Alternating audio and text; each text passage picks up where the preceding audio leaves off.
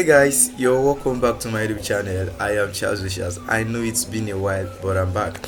Alright, so I got this image from iStuffPhoto.com. I was going to use it for a project, and the size I needed was square, but then this is 4 by 5. Now it's not spacious as well, so it will not enable me to add text to the background. If I'm going to add text, it's going to be shoky. So now here's what I'm going to do. I'm going to convert it to square and still maintain the color of the background. Let me show you how I'm going to do that. Alright, so what you have to do now is to click on the shortcut Ctrl Alt C. Now it's going to bring the display, then you're going to convert it to square 1.5 and the height 1.5, the width and the height 1.5. Proceed. Now as you can see, the details of the picture have been cut out, but then click on Alt, hold Alt and drag it, so it's going to, alright, I think we're fine with this. Then bring this side to the extreme here.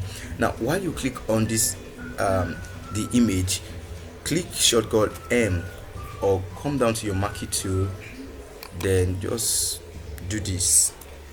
Alright, then come to edit, sorry about that, edit, sorry, then content aware fill. Click on content aware fill, click on OK, and you just wait for some seconds while the masterpiece is being worked on. Does a lot of magic here. So when I'm done working on the project, I'm going to show you the project, but then I felt let me show you this while I'm working on the project. So deselect it, oh sorry, then deselect.